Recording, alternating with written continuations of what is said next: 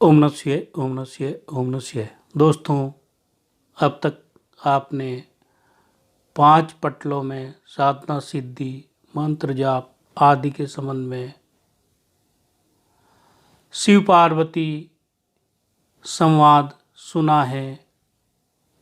ये छठा पटल में माँ भगवती देवी पार्वती बोली कि हे शिव शंकर, ए ईशान, ए परमेश्वर, इस समय दक्षिण कालिका की आराधना की विधि मेरे प्रति कहिए। इससे पहले आपने उक्त पूजा की सूचना दी।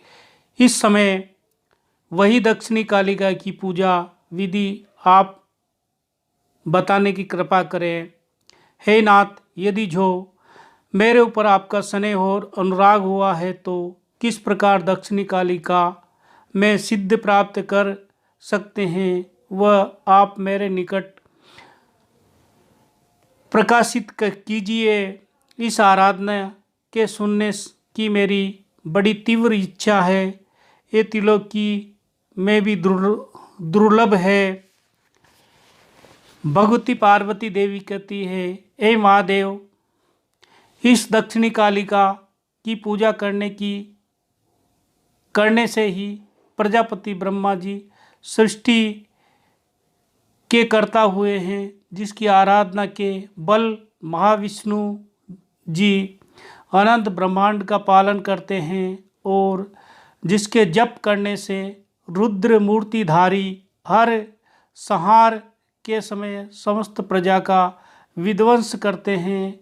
हे ईशान शिव भोले बाबा, यदि मेरे ऊपर आपका प्रेम है तो वो महाविद्या आप मेरे निकट कहिए।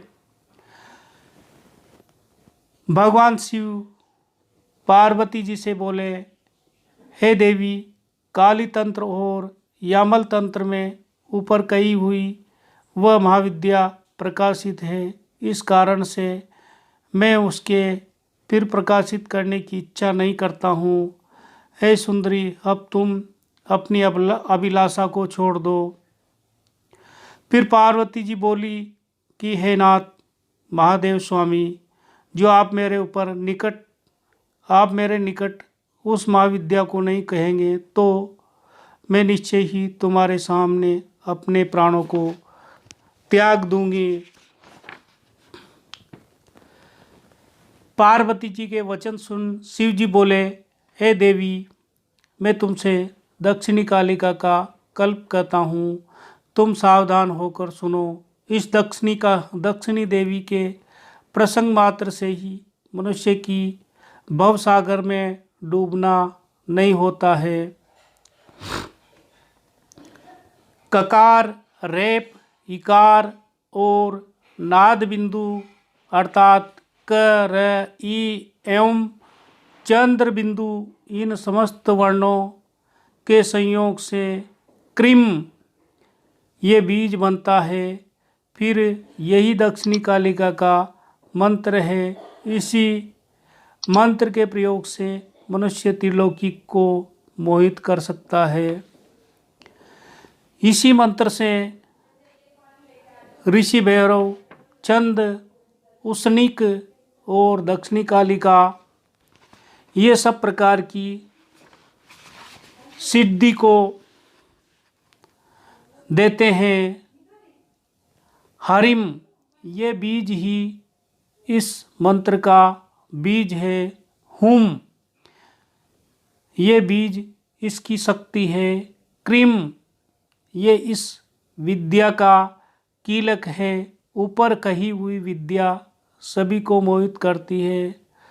अर्थ, धर्म, काम, मोक्ष इसकी प्राप्ति के विषय में इसका विनियोग होता है। अर्थात इस ऊपर कही हुई विद्या की आराधना से साधक धर्म, अर्थ, काम, मोक्ष इन चारों पदार्थों को प्राप्त कर सकता है।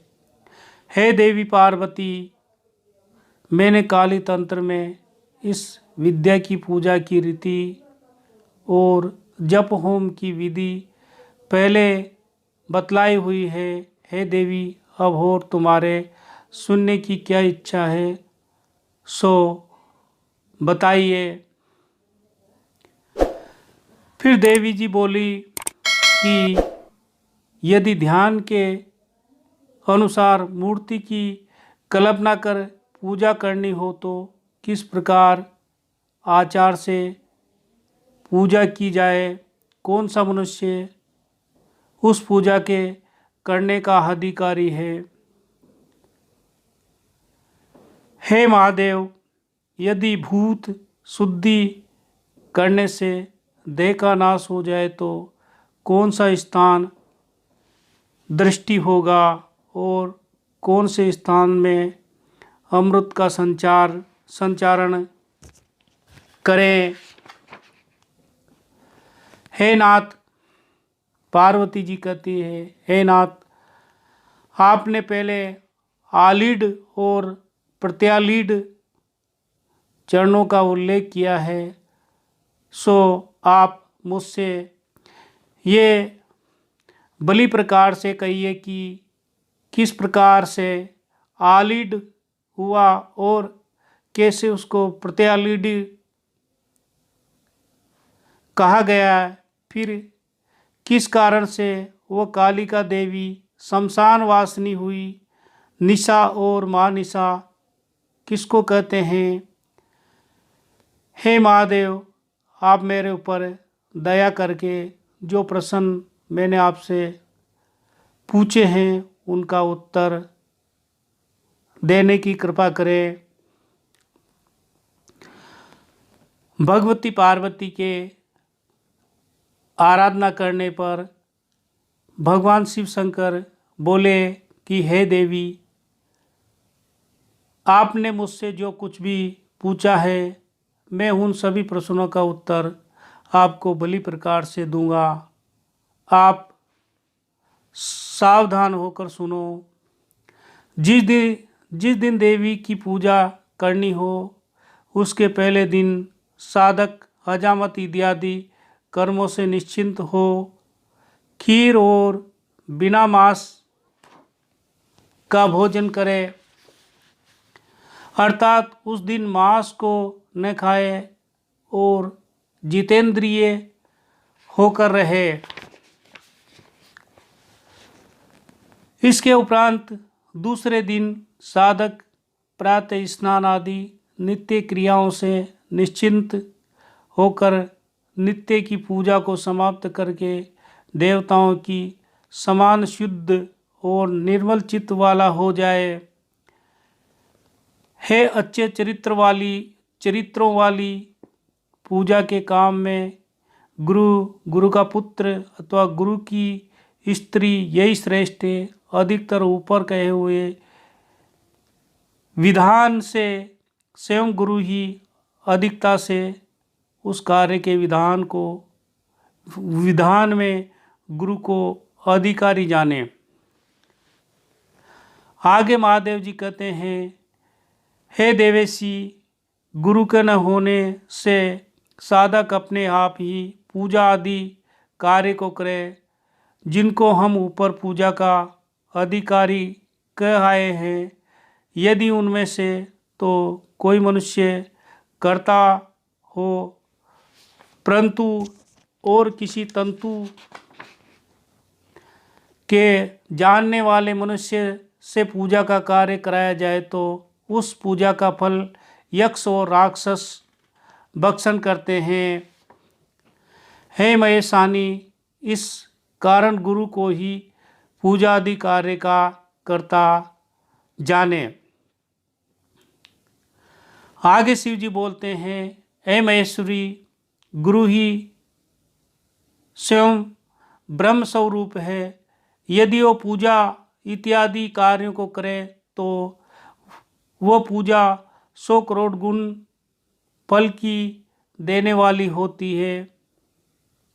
आगे शिव जी बोलते हैं, हे देवी परमेश्वरी, जब गुरु पूजा के समय न होए तो साधक अपने आप ही पूजा कार्य करे, परंतु अपने आप पूजा इत्यादि कार्य कर भी ले तो भी जितने पूजा के पदार्थ हो उन सभी को गुरुदेव के निकट रखें।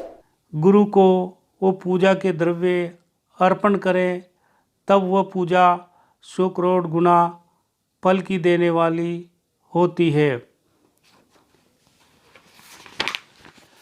फिर जिस समय गुरु की स्त्री पूजा का कार्य करे, उस पूजा में बलिदान आदि संपूर्ण ही कार्य करे, केवल होम न करे। होम के संपूर्ण पदार्थ महादेवी के आगे अर्पण करे। ऐसा करने से ही होम के फल की प्राप्ति होगी। अग्नि में आहुति देने की कुछ आवश्यकता नहीं है।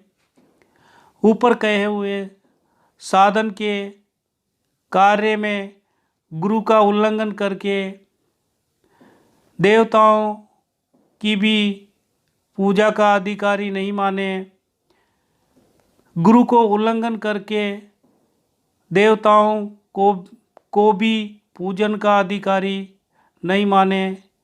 हे देवी, गुरु जो ही कार्य करेगा वह अक्षय फल का देने वाला होगा, अथवा उसका फल अक्षय होगा।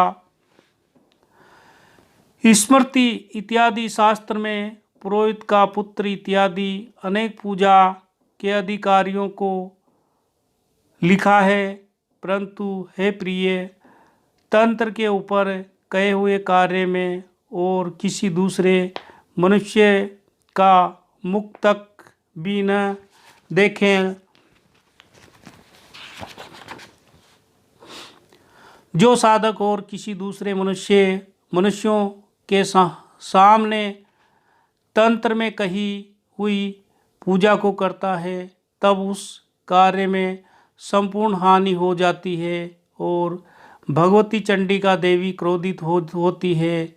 वर्ण तंत्र में कही हुई पूजा के कार्य को न करना चाहिए, तथापि मनुष्यों के सामने पूजा करना कर्तव्य नहीं है। हे देवी, यदि कभी भी किसी और मनुष्य के सामने की जाए तो ऐसा करने से विष्णु तंत्र में कही हुई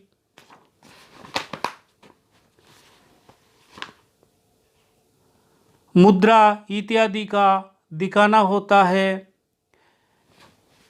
ऐसा करने से पूजा के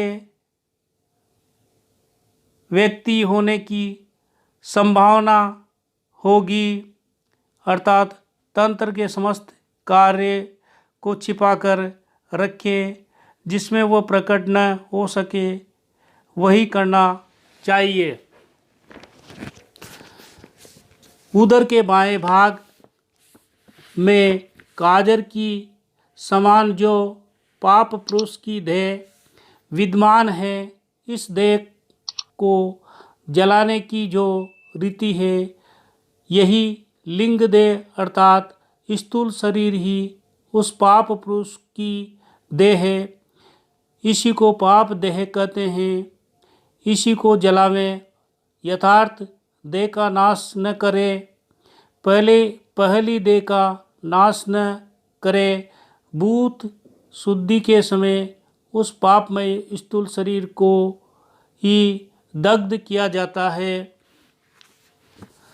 बाएं चरण को आलीड और दाएं चरण को प्रत्यालीड का है।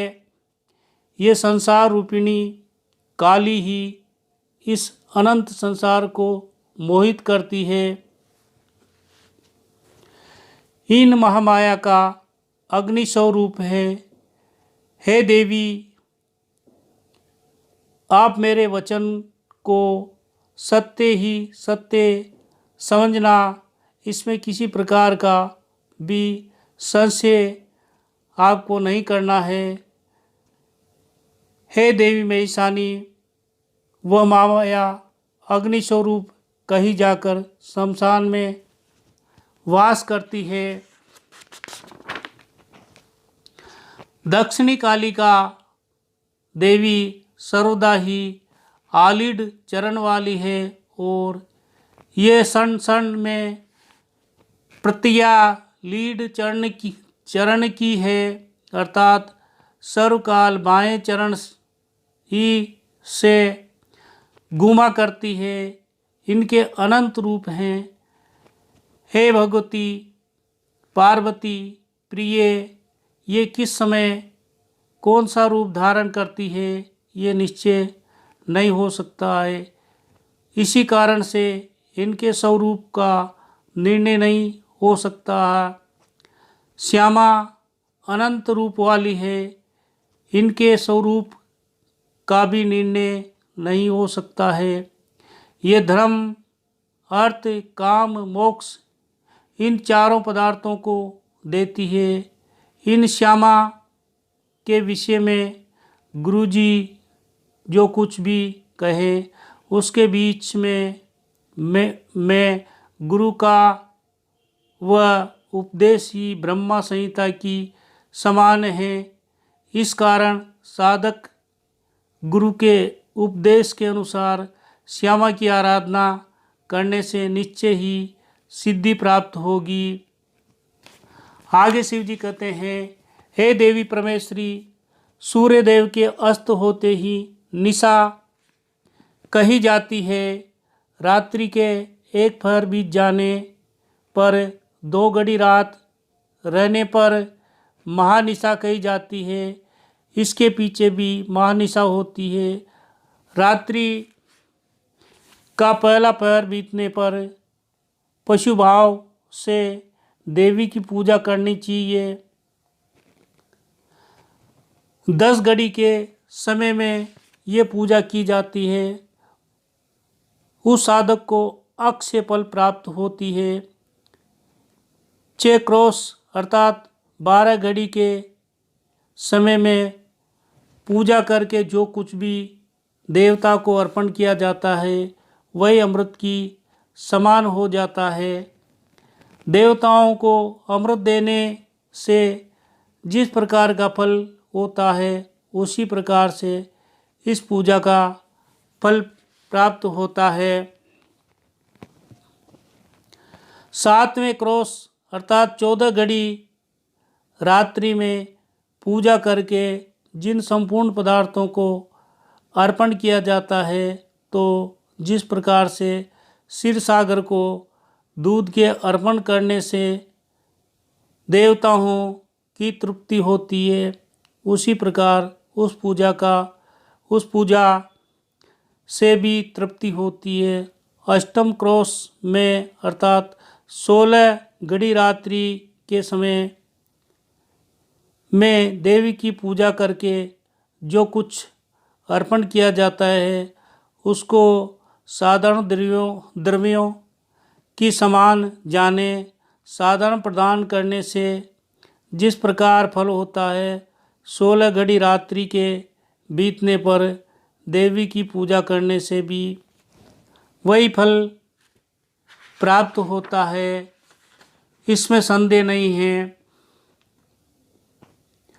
रात्रि को 16 घड़ी बीत जाने पर देवी की पूजा के लिए जो कुछ द्रव्य दिया जाता है वह विष की समान है। देवी को विष के अर्पण करने से जिस प्रकार का फल हो 16 घड़ी बीत जाने पर पूजा के द्रव्य देने से भी वही फल होता है। हे देवी पार्वती, मैंने ये समस्त विधि गुप्त भाव से कही है। जो मनुष्य पशु की समान आचार करने वाले हैं वह लोग इस प्रकार की विधि अवलंबन करके देवी की पूजा करें। हे देवी, जो मनुष्य दिव्य वीर है वह तत्व ज्ञान से पूजा करें। यदि साधक पंच तत्व को लेकर पूजा करने में तत्पर हो तो हे महेश्वरी, वो पूजा के समय में काल के विचार को छोड़ दे और कोलिका चार के मत से आधी रात के बीत जाने पर जो पूजा की जाती है उसी को कुल पूजा कहते हैं। हे देवी पार्वती, आपके ऊपर मेरा अधिक स्नेह है, इसी कारण मैंने आपसे ये मंत्र तंत्र कहा है। आप कभी भी इसको पशु की समान आचार करने वाले मनुष्यों के निकट न कहना, इसको सर्वदा ही गुप्त भाव से रखना चाहिए। ये था दोस्तों गुप्त साधना तंत्र में 7वां पटल। आवश्यक रूप से सुने, बहुत महत्वपूर्ण जानकारी आपको प्राप्त होगी। ओम नमः शिवाय, ओम नमः शिवाय, ओम नमः शिवाय।